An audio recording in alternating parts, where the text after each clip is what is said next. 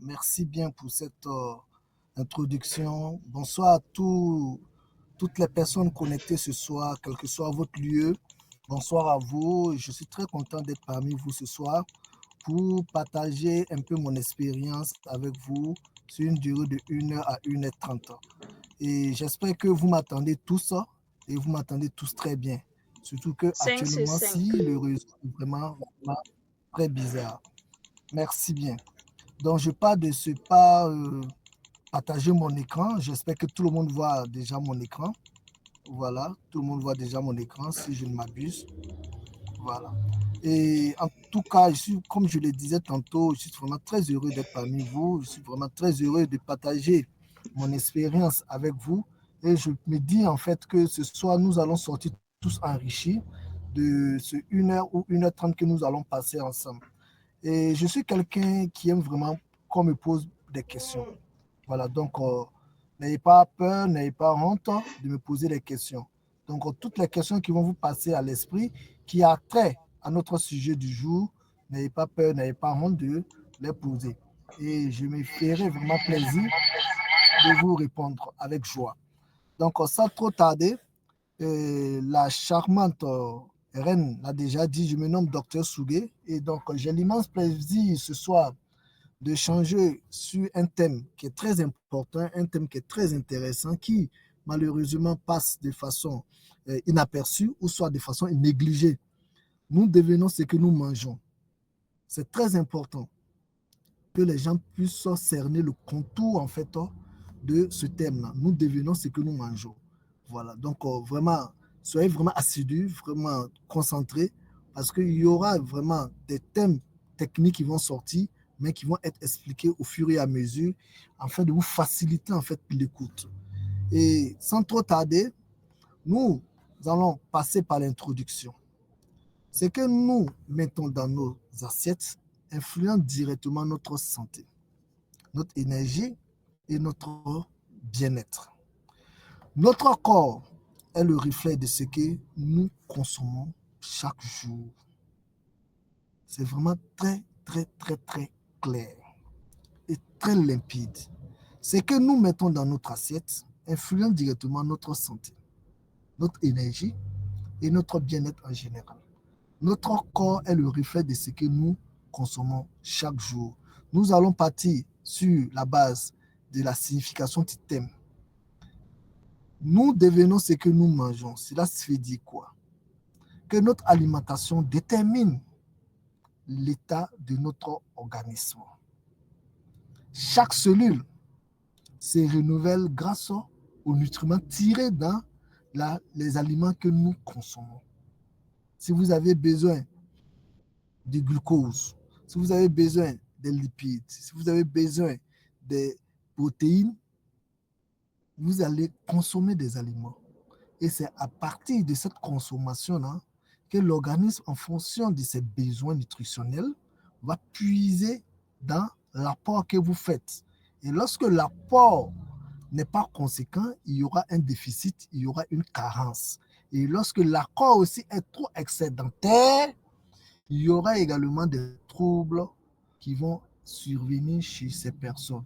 Par exemple, les séances de nausées, de vomissements et même de diarrhée que souvent certaines personnes peuvent apercevoir, mais qui vont passer de façon inaperçue parce qu'ils ne savent même pas pourquoi cela est arrivé. Une alimentation saine construit un corps fort. Une mauvaise alimentation l'affaiblit. Lorsque vous mangez de façon équilibrée et saine, en apportant les kilocalories nécessaires pour l'organisme, vous allez construire un corps sain parce qu'il n'y aura pas de dépôt. Ce ne serait pas un système de dépôt. Mais lorsque vous consommez des aliments sans savoir ce que l'organisme a besoin réellement, vous allez obliger l'organisme à faire quoi? Un dépôt. Raison pour laquelle vous allez voir certaines personnes qui ont des obésités qui ne s'expliquent pas. Les obésités qui vont se situer soit au niveau de l'abdomen, qui est une obésité abdominale, ou des obésités qui vont se situer au niveau de certaines parties de l'organisme qui ne sont pas très, très jolies, comme on aime le dire, qui ne sont pas esthétiques, en fait, dans le langage courant que les gens aiment emprunter. L'essentiel n'est pas de remplir son plat. L'essentiel est d'avoir une alimentation équilibrée. Les protéines, les lipides, les glucides, à un certain taux que l'organisme a besoin, de telle sorte que cela n'entraîne pas un chichage pondéral, c'est-à-dire un chichage au niveau du poids ou au niveau de la masse, au niveau de l'organisme. C'est vraiment très important de le savoir. Le rôle essentiel de l'alimentation. Nous avons deux grands éléments qui vont intervenir dans cette alimentation. Les macronutriments et les micronutriments. C'est quoi les macronutriments? Les macronutriments vont se regrouper en glucides, protéines et en lipides.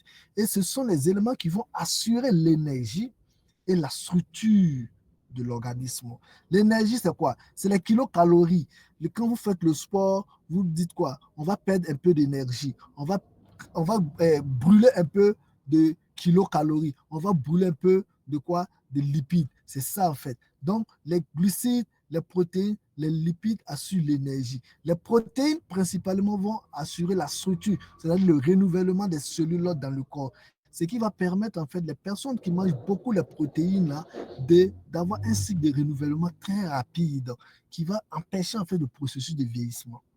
Donc, vous voyez des gens qui ne vieillissent pas trop, qui ont un vieillissement lent, sachez que ce sont des personnes, si ce n'est pas en termes génétiques, ce sont des personnes qui aiment manger beaucoup les protéines. Et quand vous mangez les protéines, le renouvellement des cellules là devient très, très rapide. Donc, lorsque une cellule devient défaillante, lorsque une cellule s'affaiblit, lorsque une cellule perd de l'énergie, vous allez voir que rapidement, le renouvellement est là. Et lorsque vous mangez les lipides et les protéines et que vous êtes des personnes qui sont en activité permanente, la première partie qui va être utilisée, c'est les lipides. Les gens pensent que c'est les glucides qui sont utilisés lorsqu'on fait, on fait le sport. Non. D'abord, lorsque nous sommes en activité, la première partie qui est utilisée, c'est les lipides. Parce que les lipides produisent 1 kilocalorie très, très important par rapport aux glucides. Donc, les glucides vont venir en second lieu. C'est très important de le savoir. Mais lorsque nous avons une alimentation équilibrée, saine, ces trois éléments vont concourir à donner en fait une bonne hygiène corporelle. Est-ce que vous voyez? Voilà. Et nous avons également les micronutriments qui sont les vitamines et les minéraux qui vont venir renforcer le système immunitaire. Vous voyez que les deux ne jouent pas le même rôle. Les macronutriments, ils vont venir jouer sur la structure et l'énergie, c'est-à-dire la morphologie, le renouvellement des cellules, de telle sorte que non, la personne ne perd pas du poids, etc. Et l'énergie également pour permettre à la personne de mouvoir, de pouvoir vaquer à ses occupations, etc., comme on appelle le carburant.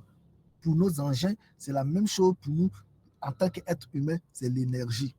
Voilà. Maintenant, les vitamines et les minéraux, eux, vont venir booster le système immunitaire. Ils vont venir aider les globules blancs à lutter contre tout ce qui est agression extérieure qui vient dans notre organisme, de telle sorte que nous serons prompts à une bonne santé. Vous voyez que c'est important.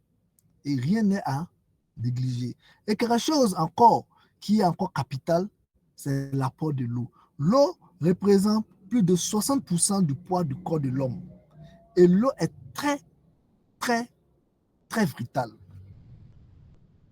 Et l'eau a un fonctionnement très important dans notre organisme. D'abord, l'eau même va permettre une thermorégulation. En ces périodes de chaleur, en ces périodes de canicule, vous allez voir des gens qui ont des difficultés pour consommer assez d'eau.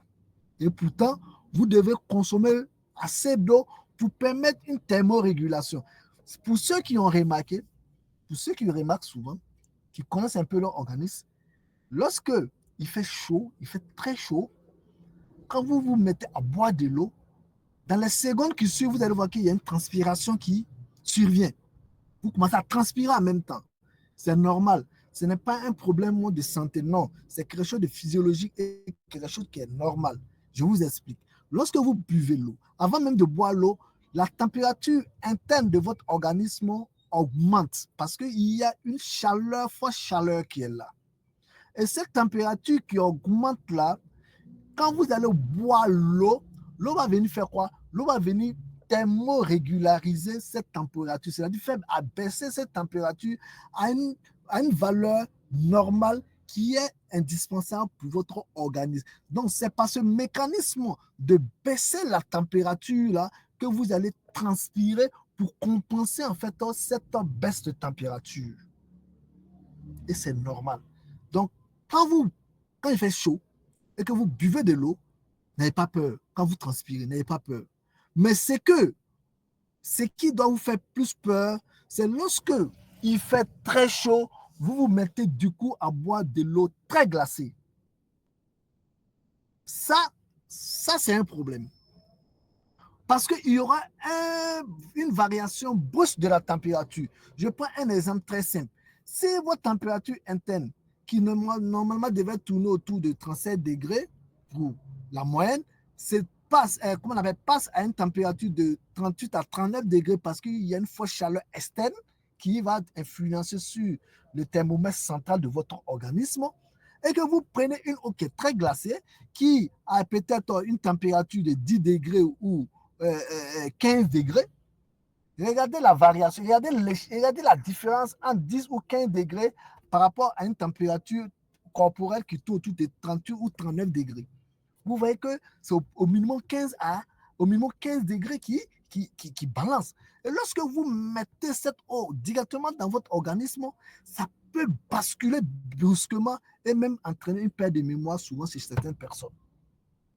Raison pour laquelle, personnellement, je ne conseille pas trop les gens à boire de l'eau très glacée. Disons même l'eau glacée, même, je ne conseille pas trop dans les gens à faire une habitude. Mais malheureusement, vous allez voir des gens qui sont assis au bord d'une table chaude en train de manger un aliment et accompagner ou arroser cet aliment-là avec de la bière bien glacée ou de l'eau bien glacée ou du vin bien glacé, et ils sont contents, ils disent que non, je mange bien. Mais regardez la plupart de ces personnes, vous allez voir qu'ils ont une obésité abdominale qui se prononce. Parce que c'est la malbouffe en fait. C'est une malbouffe. Voilà. Et la conséquence d'une alimentation mauvaise, c'est quoi? D'abord, on va prendre le cas de la malbouffe dont je parlais. Ça va favoriser l'obésité, que je disais d'abord, l'obésité abdominale ou soit une autre forme d'obésité. Ça va favoriser également le diabète, voilà, parce que vous n'allez pas pouvoir digérer ou soit accumuler ou soit stocker de façon conséquente le sucre, le glucose qui est déjà venu à travers l'apport extérieur.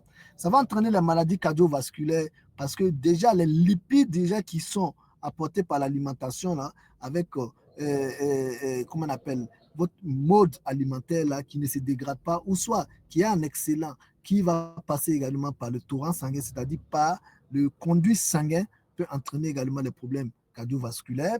Ça peut entraîner également des fatigues, le stress et les dépressions. Quand l'organisme travaille trop, quand le système digestif travaille trop et que le système digestif n'arrive pas à se reposer, n'arrive pas à prendre un temps soit peu pour se calmer et se reposer, vous allez voir que ça peut entraîner les détresses et les stress et les dépressions chez certaines personnes. Chaque repas est un choix pour ou contre notre santé.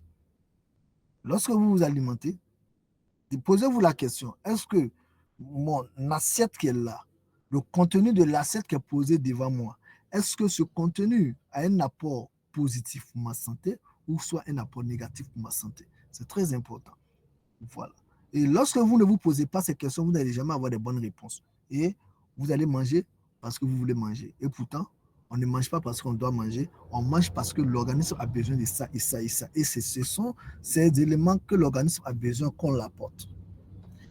Les bienfaits d'une alimentation équilibrée. Une alimentation équilibrée apporte l'énergie et la vitalité. Un poids stable et sain. Et pour saine. Et le poids, vous pouvez vous amuser à calculer, j'aime souvent le dire aux gens, aux uns aux autres, vous pouvez vous amuser à calculer IMC. IMC, c'est quoi? Indice de masse corporelle. IMC. Vous rentrez sur Google, vous tapez IMC. Ça va sortir, ça va vous donner en fait, comment on appelle, des variations, des fourchettes, des intervalles. Et chaque intervalle déjà est interprété. Voilà. Et lorsque vous prenez la formule qu'on va vous proposer et que vous allez calculer vous-même vos propres IMC, vous allez savoir là où vous êtes. Est-ce que vous êtes dans un poids normal ou bien vous n'êtes pas dans un poids normal? Voilà. Est-ce que vous êtes dans la phase de l'amaigrissement ou bien vous êtes dans la phase du surpoids, voire l'obésité? Et ça vous donne une idée afin que vous puissiez recadrer en fait votre système alimentaire et recontrôler en fait votre mode alimentaire. C'est vraiment très, très important. Et comme je le dis, la peau est le miroir de l'organisme. La peau est le miroir de ce qui se passe à l'intérieur de vous. Si l'intérieur de vous est bien structuré et ça se passe très bien à l'intérieur, ça va se présenter sur la peau. Et si l'intérieur de vous, s'il y a des choses qui se passent très mal, ça va se représenter également sur la peau. Voilà pourquoi je parle d'une peau saine. Lorsque le poids est stable et que l'alimentation est équilibrée, vous allez avoir une peau saine. Vous allez voir que vous brillez et les gens vont vous envier. Et cette alimentation vous permet déjà de lutter contre les maladies et avoir une longévité vraiment qui ne dit pas son nom. Regardez avant, nos grands-parents, nos aïeux vivaient longtemps. L'espérance de vie était très longue. Pourquoi? Parce que ces parents-là ne connaissaient pas qu'il fallait qu'il fallait avoir une alimentation équilibrée. Mais ils avaient une alimentation équilibrée, une alimentation saine. Parce que toute l'alimentation qu'ils avaient, vous allez voir que non, il y avait moins en moins de produits chimiques qui étaient utilisés dans les champs, dans les jardins et dans tout ce qu'ils produisaient. Même dans les produits d'élevage, il y avait moins en moins de produits chimiques. Ce qui faisait que l'organisme également ne s'accumulait pas avec de ces produits chimiques-là. Et les parents, les aïeux mangeaient en fait des alimentations saines, sans produits chimiques. Et lorsque vous mangez comme ça, vous allez voir que l'organisme également devient encore plus sain. Et vous allez avoir une longévité et vous allez avoir de moins en moins les problèmes de santé. Mais regardez de nos jours, l'espérance de vie a chuté jusqu'à pratiquement 40 à 45 ans. Et cela doit nous poser beaucoup de questions. Voilà. Il faut favoriser également l'apport des fruits, légumes, aliments naturels et une hydratation adéquate. Les fruits, les légumes vont nous apporter les micro-éléments que nous avions besoin, les vitamines et les minéraux, les sels minéraux. Surtout, les fruits et les légumes nous apportent ça. Donc, ne vous focalisez pas seulement sur les aliments que vous aviez mangés à travers les macro-éléments, les lipides, les protéines et les glucides, mais cherchez à compléter avec les fruits et les légumes. Parce que les micro-éléments qui sont les vitamines et les minéraux, souvent certains sont dénaturés en fonction de la cuisson, le degré de cuisson. Est-ce que vous comprenez? Donc, quand vous préparez avec le degré de cuisson, il y a certains micro-éléments que vous allez perdre. Mais quand vous prenez les fruits et les légumes sains comme ça, vous arrivez à compenser cette perte-là à travers l'apport de ces fruits et de ces légumes. Donc, vous êtes encouragé déjà à consommer les fruits et les légumes. Conseil pratique, manger à des heures régulières. Évitez d'avoir une variation très importante de vos alimentations. Voilà. Surtout certaines personnes qui aiment manger très très tard. Ce n'est pas conseillé. Il y a certaines heures qui ne sont pas propices pour manger. Et surtout les soirs, il ne faut pas manger trop lourd. C'est conseillé de manger léger. Évitez l'excès de sucre, de sel et de la graisse. Évitez surtout, je dis bien évitez surtout les bouillons de cuisine. Si vous pouvez enlever les bouillons de cuisine dans votre repas, ça serait l'idéal. Il dit bien ça serait l'idéal. Parce que vous ne pouvez pas imaginer ce que les bouillons de cuisine font dans notre organisme. Et il y a certains même qui se permettent de manger les bouillons de cuisine simplement comme ça. Par exemple, quand ils parlent de la chiquée, vous allez voir qu'ils vont écraser les cubes magiques comme ça, mettre dans la chiquée, puis manger à l'état frais. Si je peux le dire ainsi. Ce n'est pas conseillé. Quand vous les voyez manger, que c'est doux, c'est doux. Mais c'est doux dans la bouche, mais pas pour l'organisme. Ce qui va se passer à l'intérieur, la souffrance que l'organisme aura travailler pour éliminer, pour te garantir une santé, tu ne peux pas imaginer. Et ça va jouer encore sur la longévité de ton organisme. Et ce qui fait que nous avons l'avènement de beaucoup de cancers. Les gens ne savent pas d'où viennent les cancers, mais regardez ce que vous mangez. Tout vient de notre plat. Voilà. Buvez au moins 1,5 à 2 litres d'eau par jour. Variez vos repas. C'est très important. C'est important de varier les repas. Voilà. 1,5 à 2 litres d'eau, c'est la moyenne. C'est la moyenne. C'est la moyenne. Mais consommez de façon conséquente l'eau en fonction des périodes. Quand il fait très chaud, consommez assez d'eau. Quand il fait très frais, diminuez l'apport d'eau pour éviter également que vous ayez des œdèmes. Parce que c'est très important. Les œdèmes, c'est lorsque les pieds commencent à s'enfler. Voilà. Quand vous appuyez, vous sentez que les pieds s'enflent. Ça, on appelle ça les œdèmes. Ça peut se situer à plusieurs niveaux. Voilà. Donc, essayez de travailler et équilibrer en fait l'apport. Mangez en pleine conscience dans le calme. Il y a des gens qui mangent, on les pourchasse. Il y a des gens qui mangent, on dirait il y a un lion derrière eux. Il y a des gens qui mangent, on dirait on veut les arracher les plats. Vous savez, quand même quand vous mangez avec des gens dans le même plat, ce qui rentre dans votre ventre, là, c'est ce qui est pour vous. Hein. Vous ne pouvez pas prendre au-delà de la capacité de votre estomac. Donc, calmez-vous, vous allez manger. Parce que plus vous mangez et vous avalez sans même bien marcher l'aliment, vous allez vous créer des problèmes. Et c'est ainsi que quand vous rentrez la nuit, vous ne pouvez pas dormir, vous commencez à pleurer que vous avez mal au ventre. Parce que vous mangez, on vous pourchasse. Non, calmez-vous, vous allez manger. Voilà. Même si c'est 2 coups de poignée que vous avez eu, c'est bon. Voilà. C'est pas être rassasié qu'on dit qu'on a bien mangé. Hein. Non. Non, c'est pas ça. C'est parce qu'on est bien rassasié, on commence à rôter, qu'on dit qu'on a bien mangé. Non, c'est pas ça. On peut prendre 2 ou 3 coups, mais déjà, on est rassasié. Voilà. On a déjà apporté les éléments nécessaires pour l'organisme. C'est bon. Mais quand vous prenez en excès, on vous pourchasse, mais ça vous crée d'autres problèmes. Voilà. Associez également des compléments alimentaires dans votre quotidien. C'est très important parce qu'il est très difficile de nos jours avoir une alimentation saine et équilibrée. C'est très difficile. Ce que je vous dis, c'est la théorie. Mais la réalité du terrain aussi nous oblige à chercher à se supplémenter, à chercher à voir ce que nous ne pouvons pas avoir totalement dans nos plats là ailleurs. À cause de quoi? À cause des produits chimiques, les pesticides et tout ce que nous connaissons comme modernité sur l'agriculture. Donc, les compléments alimentaires ont un rôle très important dans nos quotidiens alimentaires. Et ce qui va faire que vous allez partir, vous allez avoir des carences. Et c'est ce qui même définit même l'état maladie. L'état maladie, c'est défini par des carences que l'organisme observe. Quand vous dites que vous êtes malade là, par exemple, je prends un exemple très simple.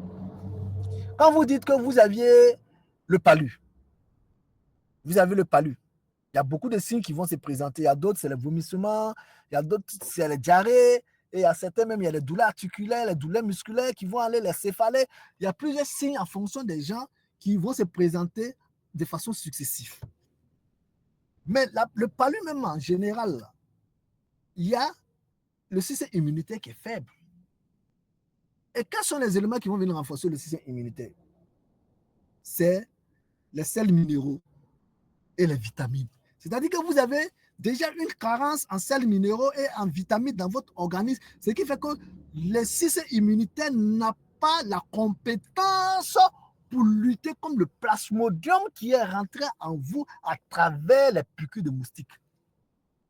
C'est simple.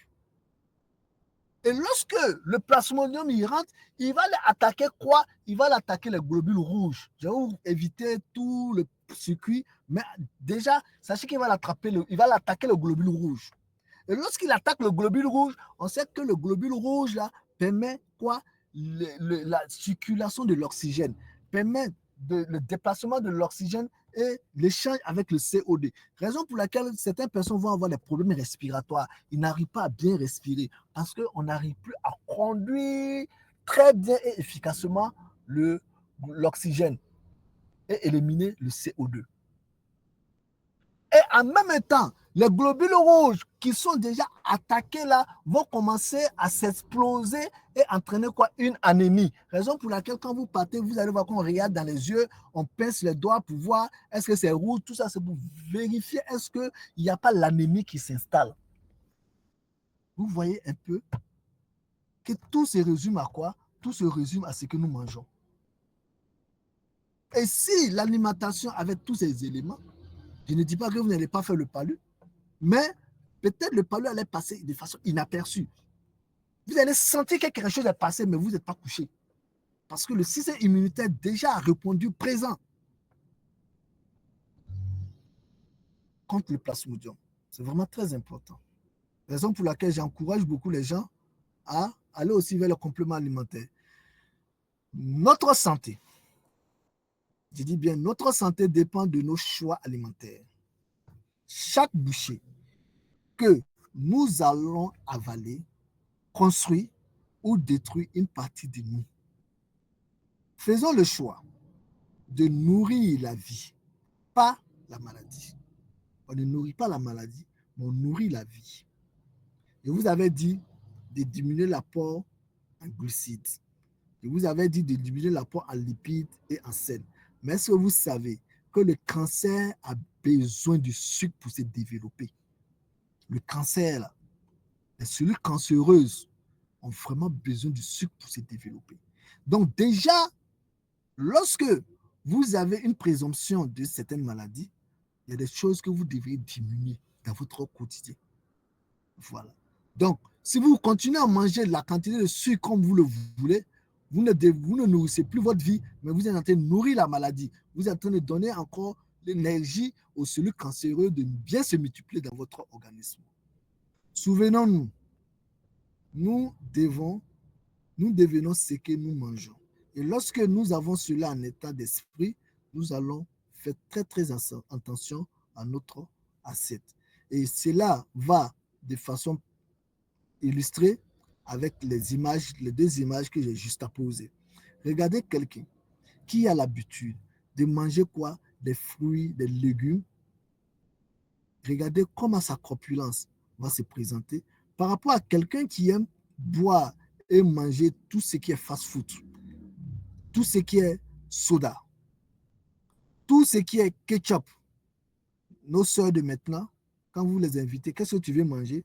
Au lieu de dire je veux manger du babenda, non, hein? Je veux manger hamburger, je veux manger shawarma. Et demain, on se plaint d'avoir une obésité qui ne dit pas son nom. On se plaint d'avoir des maladies cardiovasculaires qui ne dit pas son nom. On se plaint d'avoir un diabète qui ne dit pas son nom. Et on va se dire que non, c'est le vieux qui est assis au village là qui m'a jeté le sort. C'est telle personne qui est assise là-bas là, qui est responsable de ça. Et pourtant, ces personnes même ne savent même pas que vous endurez des problèmes de santé. Donc, faites très attention.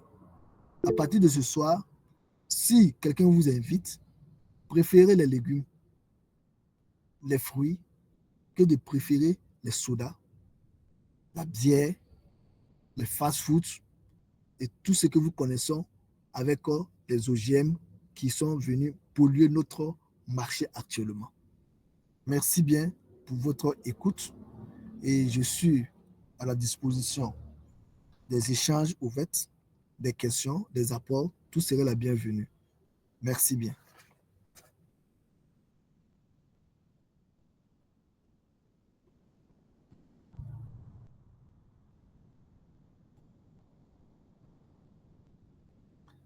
S'il y a des questions, s'il y a des apports, tout serait la bienvenue. Vous levez juste la main, vous regardez juste en bas de votre... Il y a le symbole de la main pour ceux qui ont un ordinateur, pour ceux qui ont un portable. Il y a 3 points qui sont alignés de façon verticale. Vous cliquez sur les 3 points et le symbole de la main qui va apparaître, vous cliquez sur le symbole de la main et vous aurez la parole. Merci bien. Ousseni, vous aviez la parole. Reine, vous voulez parler?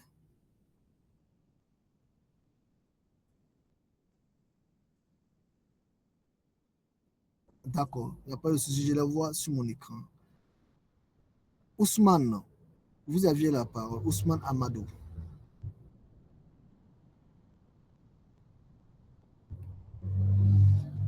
Ousmane Amadou, vous aviez la parole. Il y a le symbole de micro. Cliquez sur le symbole de micro et vous allez pouvoir intervenir.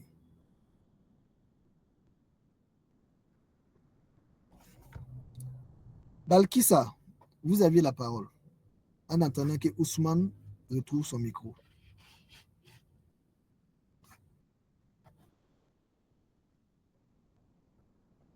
Balkissa.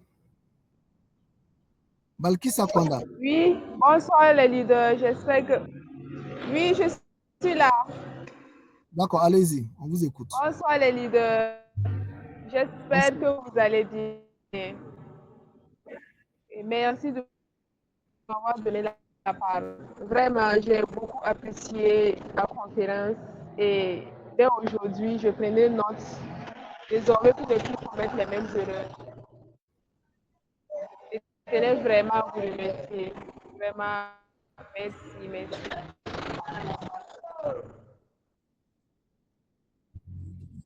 Ok, merci bien, Balkissa. Merci. Nous sommes aussi très heureux de vous compter parmi nous.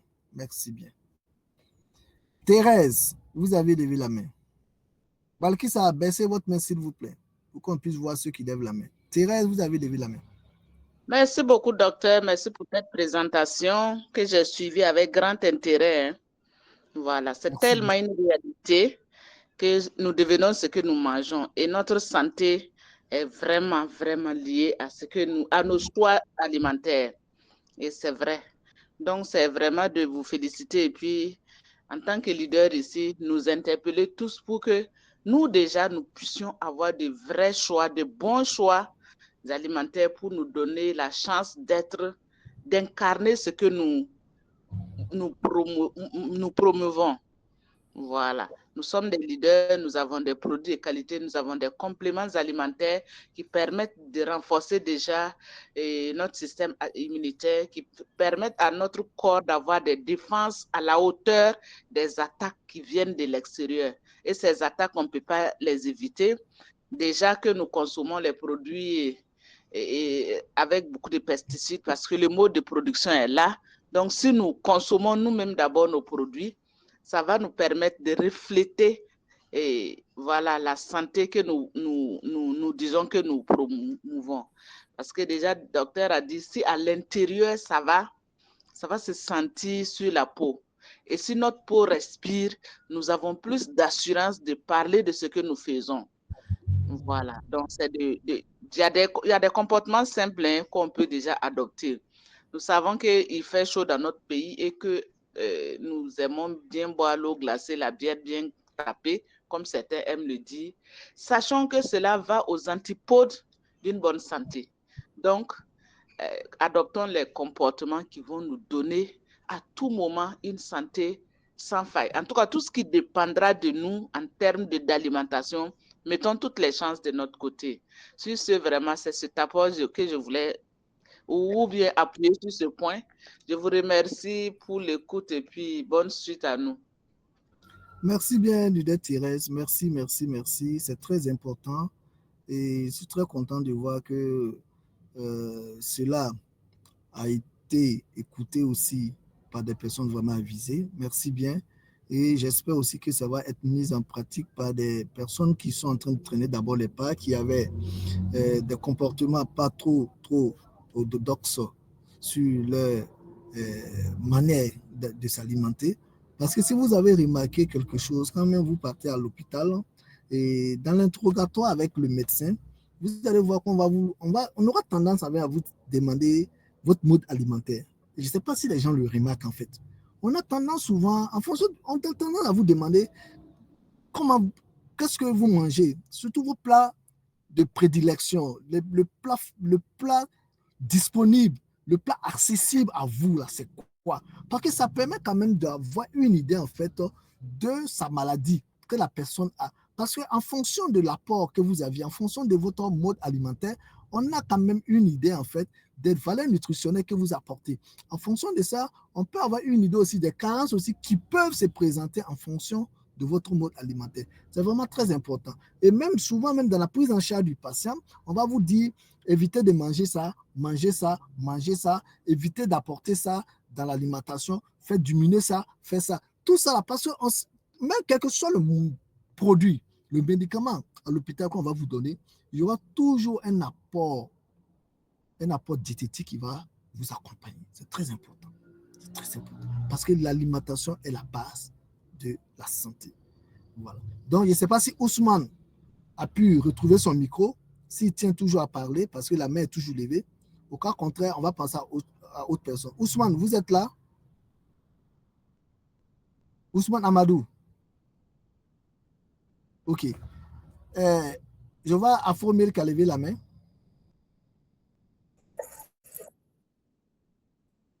Allez-y.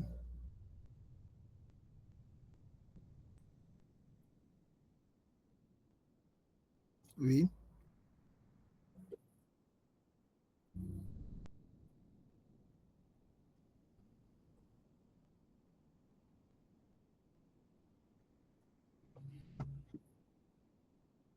Oui.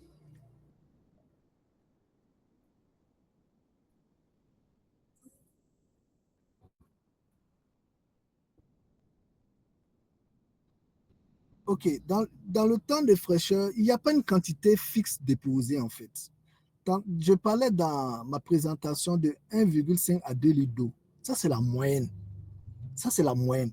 Maintenant, les organismes diffèrent d'une personne à une autre. Moi, mon organisme, avec vous, votre organisme, ce n'est pas la même chose.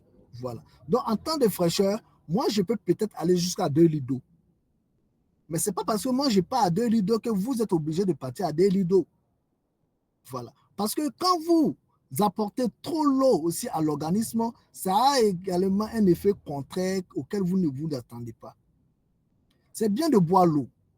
C'est bien d'éliminer parce que plus vous buvez l'eau, le rein aussi travaille bien. L'élimination, la sudation aussi s'est fait très bien. Vous arrivez à éliminer les toxines aussi à travers la sudation. Vous arrivez aussi à éliminer les toxines à travers le rein parce que vous allez avoir chaque fois envie d'uriner. Et quand vous avez chaque fois envie d'uriner et que vous ne gardez pas l'urine, vous partez vous soulager, ça permet au rein de bien travailler, de bien fonctionner. Voilà. Mais la quantité d'eau que vous devrez boire, c'est à vous de pouvoir déterminer en fonction des potentiels de votre organisme. Parce qu'on n'a pas la même surface corporelle. On n'a pas la même surface corporelle. Quand je parle de la surface corporelle, je parle de la forme. On n'a pas la même forme. Quelqu'un qui est maigrichon ne peut pas boire une quantité d'eau similaire avec quelqu'un qui a une forte corpulence. Ce n'est pas possible. Parce qu'ils n'ont pas les mêmes besoins en apport d'eau. Donc, c'est à vous de voir. En fonction de ça, vous fixez en fait votre volume d'eau que vous devez boire. Voilà. Et lorsque vous avez pu déterminer votre volume d'eau que vous devez boire, vous vous attenez à ça. Ça vous amène à connaître et à comprendre votre organisme. Voilà. Lorsque vous avez soif, vous buvez. On ne boit pas l'eau parce qu'il faut boire. On boit l'eau parce que l'organisme en a besoin. Voilà. Mais il y a des gens, vous allez voir, il boit ou il boit, il boit ou il boit. Il a soif, il n'a pas soif, il boit ou il boit. Toi, tu te demandes, mais lui, là, il boit l'eau, là, ça part où? Mais vous allez voir aussi sa corpulence, là, vous allez voir qu'il y a un problème aussi. Voilà. C'est bon? Reine. Merci. Merci bien. Je ne sais pas s'il y a d'autres personnes qui ont des questions. Je vais essayer de vous présenter ici. Je vous parlais tantôt de IMC. Voilà ça. Vous voyez, quand vous rentrez sur Google, vous tapez IMC. Voilà, IMC, ça va sortir. Voilà. Quand ça sort, vous avez le choix. Voilà. Ça vous permet quand même d'avoir une idée. Voilà. Ça vous permet d'avoir une idée, voilà, sur votre surface corporelle. Souvent, j'aime bien ce diagramme de Camembert là. Voilà. Je pense que vous voyez ça grand. Vous voyez qu'ils ont mis la formule ici. La formule, on dit IMC égale le poids qui est 1 kg divisé par la taille fois la taille. La taille, là, c'est déjà sur votre pièce d'identité. Quand vous prenez votre pièce d'identité, c'est quelque chose qui ne varie plus. La taille ne varie pas. Voilà. À partir d'un certain âge, là, vous allez voir que votre taille, là, ça ne varie plus. C'est votre poids qui peut varier. Votre poids peut augmenter, comme après, ça peut diminuer. Voilà. Mais la taille, elle est constante. Voilà. Donc, vous prenez la taille fois la taille. Voilà. C'est la taille doit être en mètres. Vous prenez le poids en kilogrammes. Vous calculez en fonction de la formule, vous allez avoir votre IMC. Et vous regardez ici, le diagramme là. Vous regardez ici. Et lorsque vous regardez ici, vous avez une idée en fait de votre morphologie. Parce que tu peux être apparemment maigre, mais tu es obèse ou bien en surpoids. C'est très important. Tu peux être apparemment, quand on te voit comme ça, on te dit que lui, il est mince, il est maigre. Mais quand on calcule son IMC peut se trouver ici en surpoids. Voilà. C'est très important. Quelqu'un aussi peut être en forte corpulence. Quand vous le regardez, vous allez dire, il est en surpoids ou bien il est obèse. Mais vous allez calculer son IMC, il peut se trouver dans la forme normale. IMC normal. Voilà. Donc, on ne se focalise pas sur le vu, sur les vues, mais plutôt on se focalise sur quoi? On se focalise sur les calculs. Ça, c'est plus scientifique. Parce que les vues là, ne peuvent pas vous donner l'appréciation normale et l'appréciation correcte et exacte que vous devrez avoir sur la morphologie de la personne. Voilà. Raison pour laquelle souvent vous allez venir, nous on vous voit, mais on va dire vous montez sur la balance, on va prendre votre poids. On peut vous donner une idée du poids quand on vous voit, mais on préfère que la balance nous donne exactement le poids que pour confirmer ce que nous on pense ou pas. Voilà. Parce que si nous on pense que le poids est ci et que le poids n'est pas ça, dans les calculs qu'on va vous donner la posologie, ou soit qu'on va vous faire une injection, parce qu'il y a des injections, ou soit il y a des perfusions qui se font en fonction du poids de la personne, on va rater. On va rater. Et c'est très important. Voilà. Donc, vous pouvez vous amuser personnellement à la maison à calculer votre IMC et en fonction de ça, vous allez pouvoir jouer sur le poids. Comme je l'ai dit, la taille ne varie pas, mais c'est de jouer sur le poids pour faire varier l'IMC. Voilà. Pour ceux qui ont fait les maths, ils vont comprendre mieux. Voilà. Pour ceux qui n'ont pas bien fait les maths ou qui ne comprennent pas trop les maths, après, vous pouvez voir ceux qui ont fait les maths, ils vont vous expliquer mieux. Voilà, terre à terre. Est-ce que c'est bon? Oui, Madame Red.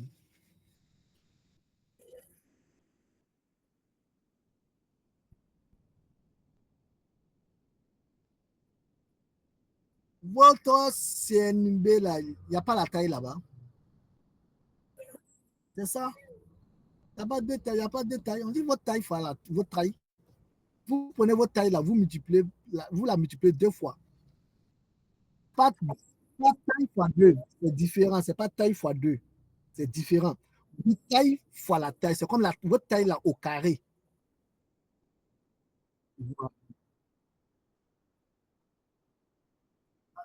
Exact. Voilà, c'est comme ça. D'autres questions?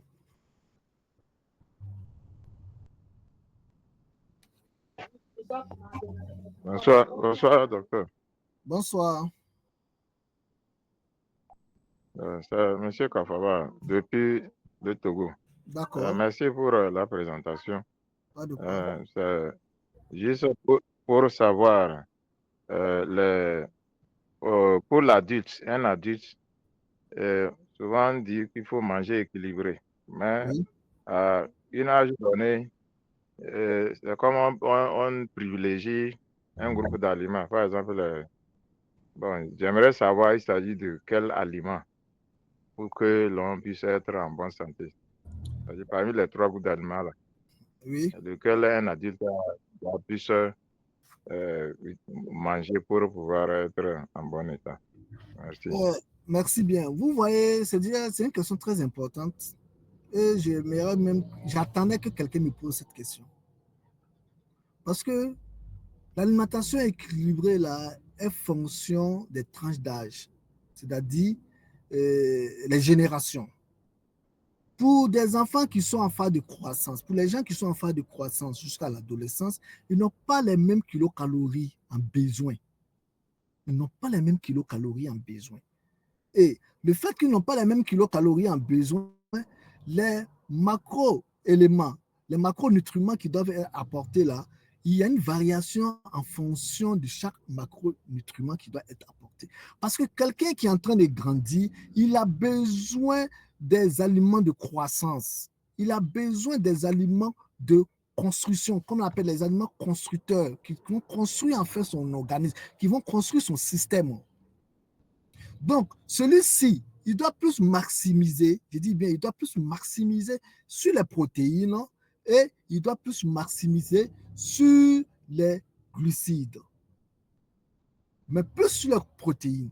Les protéines, on peut mettre 2 croix, 3 croix même. C'est-à-dire que les protéines, c'est le plus important. Parce qu'il est en train de grandir. Il a besoin des cellules pour grandir. Donc, la multiplication de ces cellules doit suivre également son évolution. On se comprend. Maintenant, pour quelqu'un qui est dans la vie active, c'est-à-dire il a fini là de croissance, lui, il n'a plus besoin de grandir. Mais il est dans la vie active, il a besoin de plus d'énergie, il a besoin de plus de carburant parce qu'il bouge beaucoup, il court à gauche, à droite, il a besoin de plus d'énergie et on doit plus maximiser dans son apport alimentaire avec les lipides. Comme je vous ai dit, la première chose qu'on utilise, que l'organisme va utiliser lorsque vous êtes en activité, c'est les lipides parce que ça produit plus d'énergie avant que les glucides ne rentrent dans la danse. Donc, vous avez besoin un certain volume de kilocalories que vous devez brûler par jour. Donc, les lipides aussi, c'est très important. Mais je n'ai pas dit de vous asseoir et puis boire les lipides. Voilà, c'est très important. Parce que je vois souvent aussi des gens, quand ils mangent l'huile là, ils ne laissent même pas l'huile là dans l'assiette. Voilà, souvent, on parle pour se faire comprendre, mais il y a certaines personnes qui exagèrent trop. Voilà. Et quand vous exagérez aussi, il y a des problèmes aussi qui vont survenir. Parce que comme on aime le dire, tout excès nuit. Maintenant, quand vous êtes dans la troisième tranche d'âge, c'est-à-dire que vous êtes dans la phase de vieillissement, vous êtes dans la phase de repos, vous n'avez plus besoin de lipides parce que vous devenez un peu sédentaire. Vous devenez de moins en moins mobile. Vous avez besoin plus des éléments qui vont construire votre organisme, d'où les protéines. Regardez le système de vieillissement. Vous vieillissez, les cellules vieillissent. Et lorsque les cellules vieillissent, il faut faire quoi? Il faut régénérer des nouvelles cellules qui vont appuyer les cellules qui vieillissent. Donc, vous avez besoin des protéines. On met encore plus, c'est-à-dire que les protéines sont très importantes dans votre apport nutritionnel. Donc, quand vous mangez, vous devez plus prioriser l'apport des protéines. Mais les micro-éléments qui sont les vitamines et les sels minéraux, ça, vous devez constamment les prendre. Ça doit être constant parce que vous avez toujours besoin de booster vos systèmes immunitaires. Que vous soyez jeune, que vous soyez en activité, en phase d'activité, que vous soyez en phase de retraite, que vous soyez dans la troisième tranche d'âge, vous avez toujours besoin de booster vos systèmes immunitaires. Donc, les micro-éléments là, ça, c'est constant. C'est bon? Oui, docteur, c'est bon. Maintenant, j'aimerais évoquer le problème du lait. Oui. Est-ce que vraiment un homme a besoin de boire toujours du lait? Bien sûr, un homme a besoin de boire du lait. Le lait est très important. Le lait est très important parce que le lait même, on classe le lait comme un aliment complet. Le lait est classé comme un aliment complet et un aliment même équilibré. Le lait, dans le lait, vous avez tout. Tout ce que je viens de dire, vous avez tout. Le lait, c'est plus de 80 à 90% d'eau. Déjà, vous avez l'eau. Les sels minéraux, les vitamines, vous avez pratiquement toutes les vitamines dans le lait. Vous avez les sels minéraux nécessaires aussi dans le lait. Vous avez des glucides qui sont dans le lait. Vous avez des lipides qui sont dans le lait. Et vous avez des protéines également qui sont dans le lait. Donc, quel que soit votre niveau, vous avez déjà besoin du lait. Voilà. Donc, un homme avec grand H comme un homme avec petit H a toujours besoin du lait.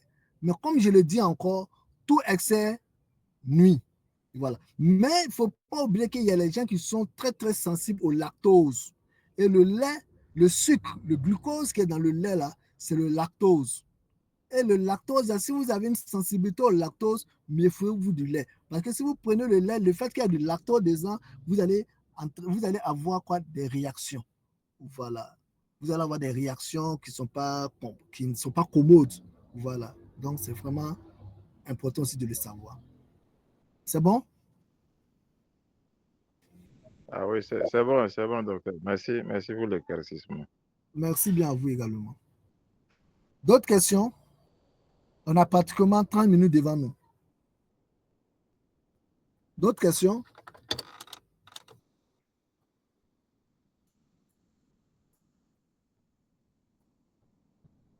Qui veut intervenir? Qui a des questions? Qui veut poser question?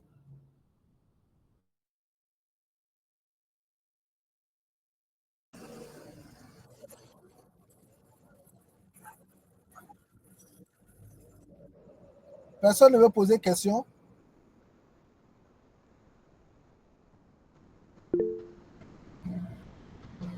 Oui, Irène, allez-y.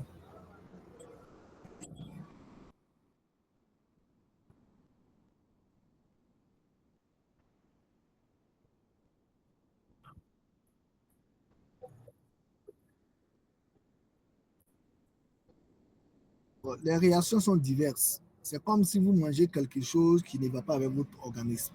Vous allez avoir quoi? Vous pouvez avoir des diarrhées, vous pouvez avoir des vomissements, vous pouvez avoir la peau qui gratte, ça c'est une hypersensibilité, vous pouvez avoir la peau qui gratte comme des démangeaisons, etc. Donc, en fonction de l'organisme de tout un chacun, voilà, la personne peut avoir une réaction, voilà, qui va montrer que l'aliment que tu as mangé là ne va pas avec moi. Donc, c'est l'organisme qui réagit face aux différents éléments qui composent l'aliment. Voilà. Donc, les réactions ne sont pas forcément les mêmes.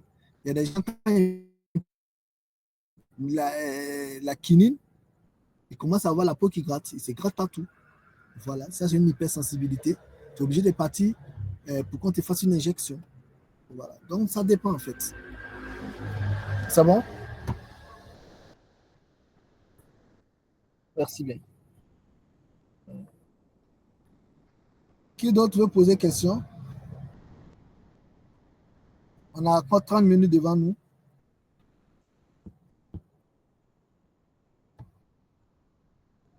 Personne ne veut poser Docteur, question. Allez-y. Je vois que Ouedraogo s'est ouvert. Ouedraogo, attendez. Attendez que. Sinon, c'est... Allez-y. Ok, merci beaucoup. C'est par rapport à l'acidité des aliments que j'aimerais Oui. savoir. Comment allons-nous savoir, c'est-à-dire, bon, tel aliment ou bien comment nous devons associer les aliments pour ne pas avoir l'acidité au niveau de la digestion. Merci. Non, mais vous avez besoin même de l'acidité dans la digestion. Vous avez besoin de l'acidité dans la digestion. Sans l'acidité, vous ne pouvez pas faire une bonne digestion. Ce n'est pas possible. Ce n'est pas possible. Le pH déjà de l'estomac est à 1. Lorsque l'estomac est vide, le pH tourne autour de 1. Et lorsque nous connaissons déjà nos tableaux de pH, on sait que 1 c'est acide. Voilà. Et lorsque l'acidité commence à monter, à diminuer autant que moi, l'acidité commence à diminuer, c'est-à-dire qu'on est en train de faire un apport extérieur, on est en train de s'alimenter. En ce moment, l'acidité va diminuer jusqu'à peut-être à 3 ou 4. C'est à ce moment que la digestion va s'opérer. La digestion s'opère lorsque l'estomac est acide. Voilà. On dit l'acide, comment on appelle là? L'acide, le sucre gastrique. Le sucre gastrique est acide en fait. Et lorsque ce sucre gastrique-là, le pH là, est supérieur à 7, qui part au niveau de l'alcalinité ou soit de la neutralité, vous aurez du mal à digérer. Donc, pour que l'organisme puisse digérer, il faut que l'estomac là ait un pH qui est acide, qui va faciliter la digestion. Voilà. Et lorsque l'organisme aussi finit, ce n'est pas trop conseillé de laisser l'organisme vivre dans une acidité trop élevée, c'est-à-dire à l'acidité 1. Et c'est ça qui va entraîner les plaies de les ulcères. Est-ce que vous comprenez? Donc, quand vous mangez, si c'est pour faciliter la digestion, l'acidité elle est bonne. Voilà. Mais quand l'organisme est vide, évitez de laisser l'estomac trop vide. Quand l'estomac est trop vide, l'acidité descend jusqu'à 1 et ça peut engraisser en fait les parois de l'estomac. C'est comme si vous prenez comment on appelle même, l'acide des bactéries et vous mettez ça sur votre peau. Ce que ça fait là, c'est la même chose qui se passe au niveau de l'estomac. Donc, évitez de laisser l'acide trop élevé au niveau de l'estomac. C'est bon?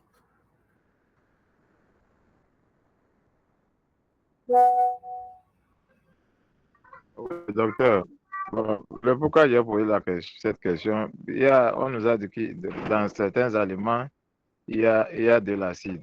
Vous voyez. Et que les maladies évoluent en milieu acide. Oui. Donc, c'est pour cela que, bon, moi aussi, j'aimerais savoir, bon, c'est-à-dire quels sont les aliments que nous devons manger pour ne pas avoir trop d'acide dans l'estomac. Il n'y a pas des aliments fixes que vous devez manger ou ne devez pas manger pour ne pas avoir trop d'acide dans l'estomac. Déjà, tous les pesticides, les produits chimiques que nous utilisons dans nos jardins, dans nos champs, contribuent à acidifier l'organisme. Parce que ces animaux, je prends un exemple, vous êtes au Togo, si je ne m'abuse, vous produisez de l'ananas, n'est-ce pas? Regardez un peu, si vous faites un retour en arrière, sur 5 à 10 ans en arrière, l'ananas, vous seul, vous pouvez finir combien d'ananas? Vous aviez une idée, n'est-ce pas? Mais aujourd'hui, à l'instant T là, si on vous donne 2 ananas, de terminer les 2 ananas là, vous allez voir que vous allez avoir des difficultés pour terminer les 2 ananas. Pourquoi? Qu'est-ce qui est le problème? C'est la manière de cultiver l'ananas là qui est le problème. Avant, les 5 à 10 ans en arrière, les pesticides qu'on utilisait, les produits chimiques qu'on utilisait, période là, avec maintenant, là, ce n'est pas la même chose. Donc, l'ananas a perdu de ses valeurs. Et le fait que l'ananas a perdu de ses valeurs, ça va jouer également sur son pH. Et lorsque vous mangez l'ananas, vous allez voir que 2, 3, 4 ans déjà, vous allez commencer à avoir des grisements au niveau des dents. Il y a d'autres même qui vont commencer à voir qu'au niveau de la paroi de la bouche même, ça commence un peu à gratter. C'est bon comme ça, la personne préfère arrêter de manger. C'est comme ça. Donc aujourd'hui, ce serait très difficile de dire, ah, tel aliment, il ne faut pas manger parce que c'est très acide, tel aliment, il ne faut pas manger. Pratiquement tous les aliments sont acides. Il faut manger, mais il faut savoir quelle quantité manger et arrêter et chercher à compenser cette acidité-là. Raison pour laquelle vous avez le gobelet alcalin et que tout partenaire d'ailleurs doit avoir. Il n'a pas besoin de vous dire ça. Donc, quand vous finissez de manger, attendez 1 heure à 2 heures après le repas, le temps pour que l'organisme commence sa digestion, vous commencez à boire votre eau alcaline pour neutraliser encore l'acidité. C'est pas compliqué. C'est bon, leader.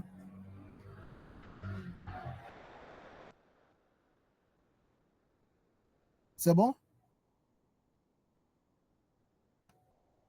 Il ne sait pas s'il est à côté. Oui, Drago, tu vas ouvrir ton micro. Oui. Ok, Donc, allez-y. j'ai une question à poser. Allez-y. J'aimerais savoir, pour quelqu'un qui fait beaucoup de sport, Oui. quels sont les aliments qu'il doit consommer pour avoir une bonne performance et un développement musculaire, et quels sont les aliments aussi qu'il ne doit pas consommer? Mais ça, j'ai déjà répondu à cette question quand Ren a posé la question. J'ai déjà répondu à cette question. Tout dépend en fait de, comment on appelle là, des apports énergétiques que vous aviez besoin. Si vous faites le sport, vous avez besoin des glucides et des lipides parce que c'est l'énergie que vous devrez brûler pour faire le sport. Donc, vous devez consommer plus les lipides et les glucides. Maintenant, si vous voulez développer aussi les muscles c'est quoi? C'est les cellules. Vous avez besoin des protéines. C'est rien que ça. Vous avez besoin des protéines. Voilà. Maintenant, c'est à vous de vous donner les moyens nécessaires pour avoir la quantité de protéines que vous voulez pour le développement des muscles. Raison pour laquelle vous allez voir qu'il y a des sportifs là qui aiment aller prendre quoi? Des hormones. Voilà, des hormones pour développer les muscles. Mais c'est les choses, tôt ou tard, ça te rattrape. Tôt ou tard, ça te rattrape parce que l'organisme a une quantité d'hormones qu'elle a besoin. Si vous amenez encore d'autres hormones encore ajoutées, il y aura un excès. Et à la longue, ça vous crée des problèmes. Voilà. Donc, si vous voulez, faites un sport sain. Pas besoin de faire des dosages, des surdosages. Faites un sport sain. Votre morphologie va rester telle qu'il doit être. Voilà. Et c'est la morphologie normale que vous devez avoir pour une bonne santé. Point barre. Maintenant, si vous voulez développer vos muscles, avoir des gros, les biceps, avoir des pectoraux bien développés, vous êtes obligé de vous mettre dans certaines choses qui vont vous coûter des problèmes lorsque vous allez prendre l'âge. Parce qu'en étant jeune, vous n'allez pas sentir ces problèmes-là comme ça. Mais c'est à la troisième tranche d'âge, là, à partir de 40 à 50 ans, là, que vous allez comprendre beaucoup de choses. Parce que vous avez poussé l'organisme à une certaine limite. Et que maintenant, vous allez payer le prix. Donc, vraiment, faites très attention. Alors, souvent, quand je vois les gens qui sont en train de vouloir développer les muscles, ils demandent que non, ils ont besoin des hommes. Moi, ça me fait rire. Parce que je me dis, en fait, c'est un problème de conscience, en fait. C'est parce que la personne, peut-être, soit n'a pas la bonne information, soit elle-même, elle fait fi. Voilà. Parce que vous comptez sur l'apparent d'aujourd'hui. Si vous faites le mature vu aujourd'hui, demain, vous allez payer le prix. Ça ne badine pas. La santé, ça ne badine pas. Voilà. C'est bon? Oui, c'est bon. Merci bien. J'ai une autre question aussi à poser. Allez-y. J'entends souvent que les gens disent qu'arrivé à un certain âge, tu ne peux plus avoir de la taille encore. Bien sûr. Arrivé à l'âge de 25 ans en allant, que tu ne peux plus avoir de la taille encore. Mais j'aimerais savoir si c'est vrai ou pas. Il y a un âge pour la croissance. À partir de cet âge-là, vous ne pouvez plus grandir. Votre pièce, là, vous l'avez fait à quelle année? J'ai fait ça en 2022. 2022. C'est votre première pièce?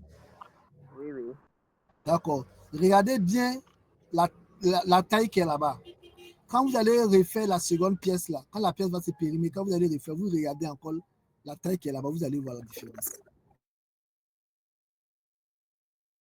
Ne peut plus grandir. La croissance s'arrête net. Le cartilage, vous avez 100 ans, vous ne pouvez plus grandir cette même taille-là. C'est clair? C'est clair. Voilà pourquoi on parle de l'adolescence. Quand vous dépassez l'âge de l'adolescence, là, c'est fini. La croissance s'arrête à partir à la fin de l'adolescence. C'est fini. Vous ne pouvez plus grandir. C'est votre taille comme ça. Voilà. Même si vous faites 20 ans après, vous partez, vous faites tirer. On n'a qu'à vous mettre dans le truc, on n'a qu'à vous mettre dans la machine pour vous tirer. Mon frère, votre taille là, c'est fini. C'est comme ça. Mais c'est à quel âge que ça s'arrête? Pour toi, ça arrêté à quel âge? Bon, j'ai fait ma pièce en 2022, donc j'ai 1,57 m. Tu es 1,57 m. Si tu sors de la conférence, tu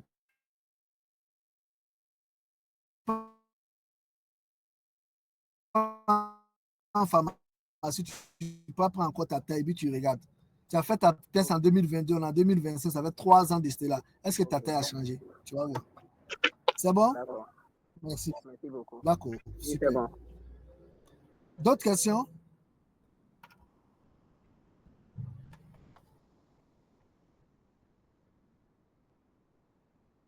D'autres questions? On a 20 minutes devant nous. Belém, Maïmounata. Oui, bonsoir, docteur.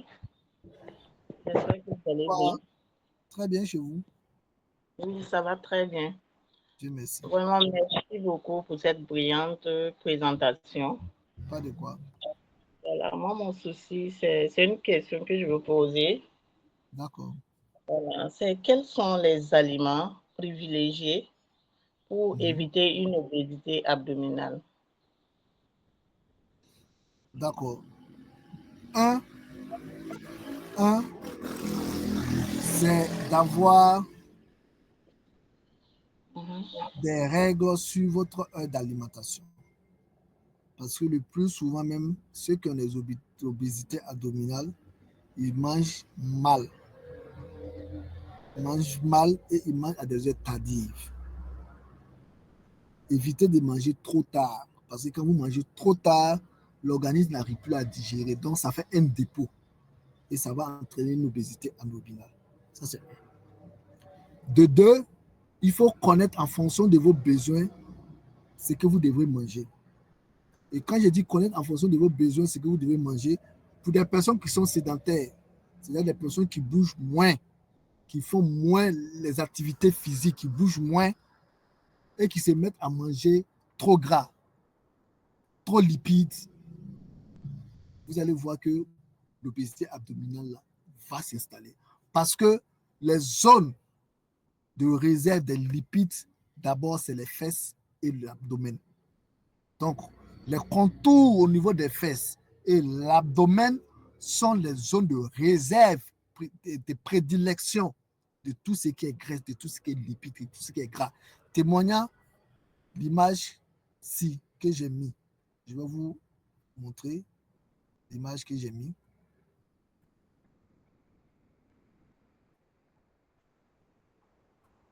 Témoignant l'image-ci que j'ai mis sur, voilà. Donc, vous devez faire très, très attention. Vous devez faire très, très attention sur votre mode alimentaire. Voilà. Et je vais vous montrer une autre image encore. Je vais vous montrer une autre image. Ok.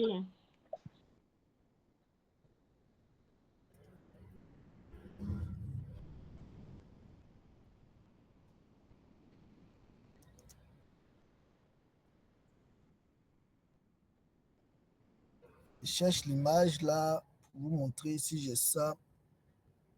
D'accord.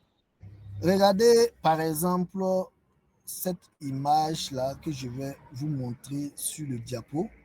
Vous allez voir que l'obésité abdominale là, c'est fait en fonction de l'apport, les réserves, l'accumulation de la graisse au niveau de l'abdomen. C'est simple. Regardez. Regardez ici. Regardez l'évolution. Tout ce que Oui. vous voyez en jaune ici, c'est de la graisse. C'est un dépôt graisseux. Voilà. Tout ce que vous voyez ici. Vous voyez au fur et à mesure que la personne mange plus gras et moins de sport, vous voyez que l'abdomen augmente de volume et au niveau de la charpente osseuse, au niveau du dos, comme je l'ai dit, les fesses, vous voyez qu'il y a une couche jaune aussi qui commence à s'installer au fur et à mesure. Et cela va entraîner une malformation morphologique qui ne dit pas son nom.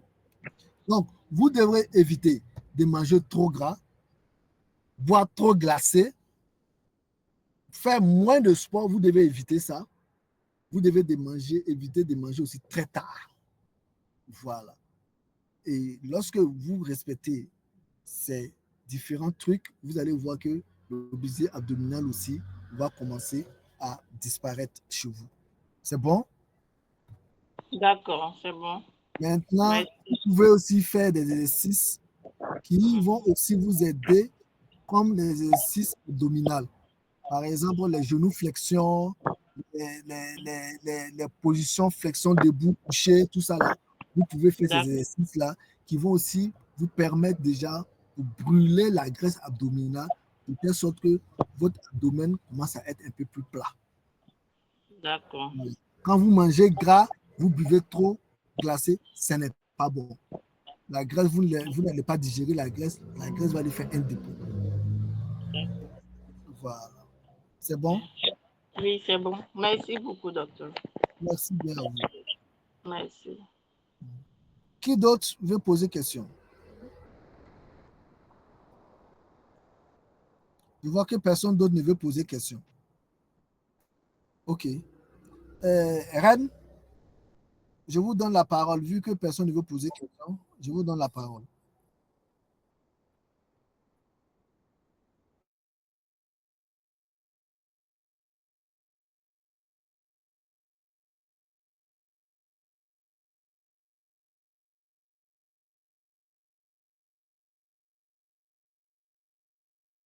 Bonsoir, moi j'ai une.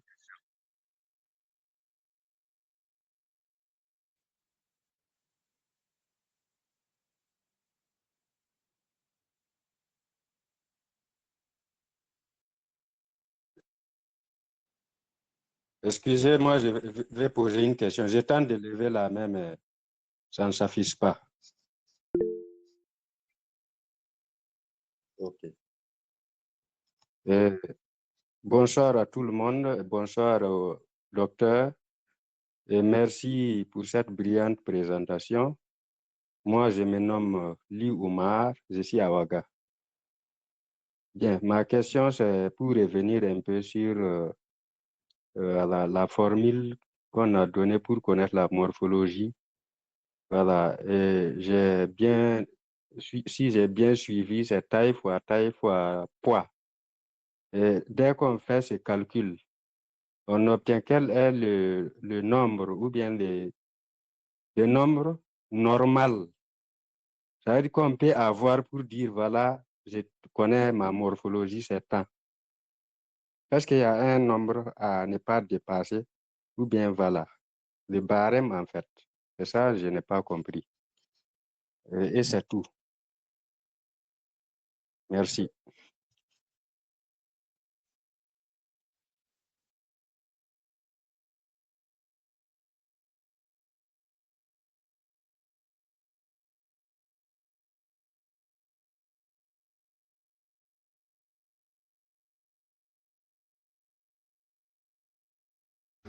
Oui, je suis là. Oumar, vous êtes là?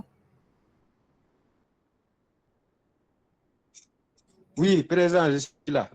Ok, si vous êtes là, regardez-moi ça.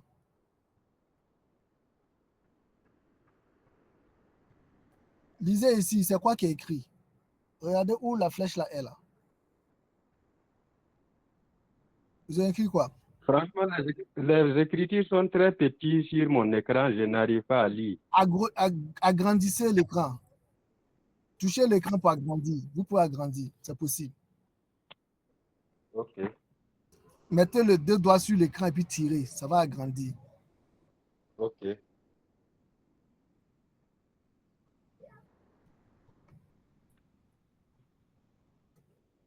C'est bon?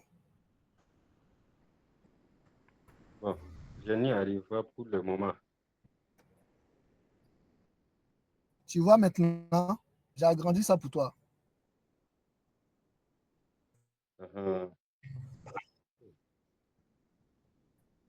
C'est bon?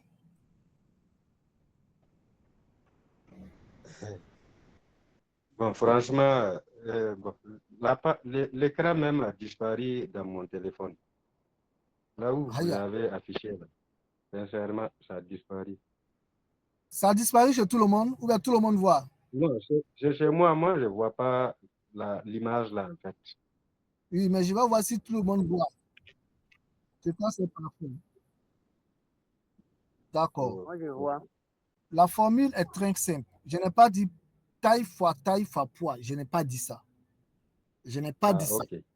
J'ai dit IMC égale le poids divisé par la taille fois la taille. Ah, ok. Donc, ce que vous faites, la taille fois la taille, là, vous calculez ça à part. C'est comme la taille au carré.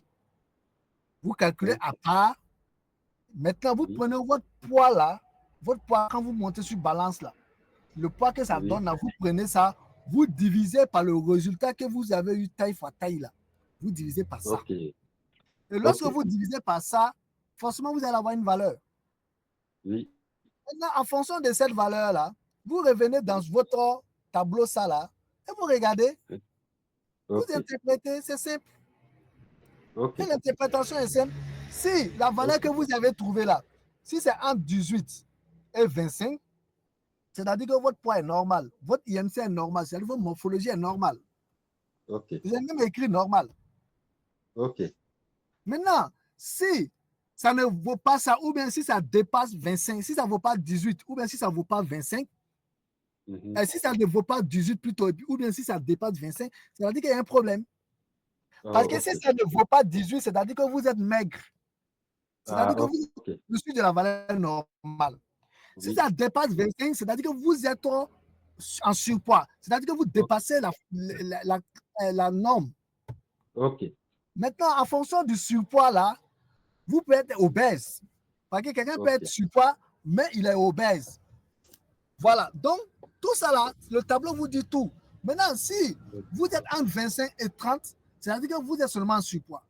Mais quand vous dépassez 30, c'est-à-dire que vous partez dans l'obésité. OK. Maintenant, entre 30 et 40, on dit que vous êtes en obésité modérée. Maintenant, OK. quand ça dépasse 40, on dit que tu es dans une obésité sévère. C'est-à-dire que c'est ce que nous on appelle obésité morbide. C'est-à-dire que vous êtes à un pas de la mort. À n'importe quel moment, vous pouvez avoir une crise cardiaque. À n'importe quel moment, vous pouvez avoir une infarctus du myocarde. C'est ce qu'on appelle crise cardiaque. C'est-à-dire à n'importe quel moment, là, quelque chose peut venir vous basculer, tomber. On se OK. comprend? Très bien. Voilà. Donc, si vous partez sur Google, vous tapez IMC, ça va sortir. OK. Voilà. Vous interprétez, l'interprétation même est là. OK. Voilà. Vraiment, merci beaucoup, docteur. Pas de quoi, mon leader. D'autres questions? Il nous reste 8 minutes pour clore.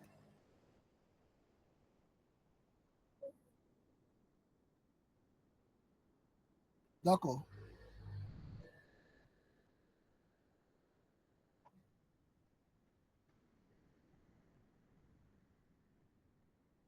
Mais Mounat, on vous écoute.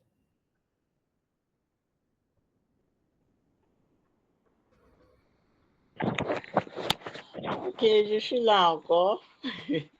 Allez-y encore. Voilà. Voilà, c'est concernant le lactose, là, le lait. D'accord. Voilà. Et souvent, on dit que en cas d'infection urinaire, je peux prendre le cas de lithiase comme ça. Oui. Voilà. On dit de ne pas trop consommer le lait. Maintenant, je ne sais pas pourquoi. Je profite de demander. OK. En cas d'une lithiase, qui sont qu'on appelle les calculs rénaux, français très simple, voilà, pour que tout le monde soit, voilà, tout le monde on se comprend. Ça veut dire calcul urinaire, voilà. On vous dit de ne pas trop consommer le lait. C'est simple et c'est limpide comme l'eau de roche. Les calculs urinaires, là, c'est une agglomération ou bien, comme on appelle de façon très simple, c'est une accumulation des minéraux.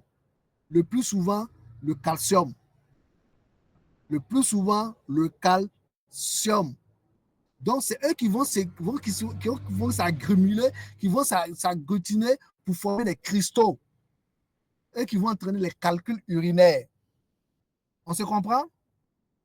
Donc, si vous faites un apport en lait, le lait est riche déjà en minéraux, notamment le calcium.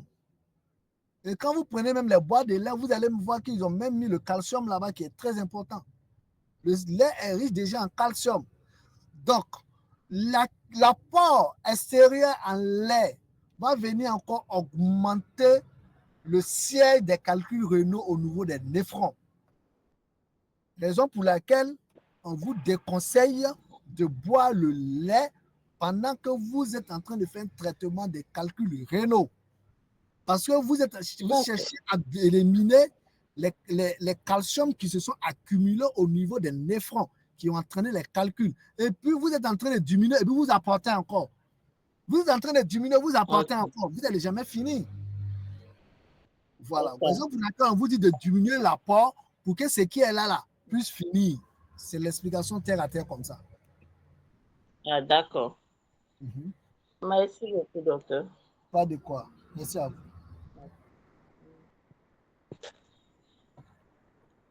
Alors, on a 5 minutes de la fin.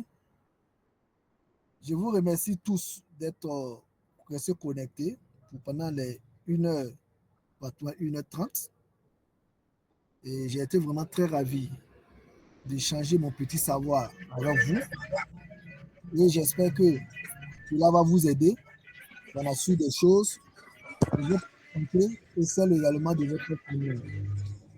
Donc, de ce pas, je vais laisser la parole la modératrice du jour, Reine, voilà, qui va donner les dernières informations s'il y a lieu, et puis clore la séance de ce soir. Merci bien à vous.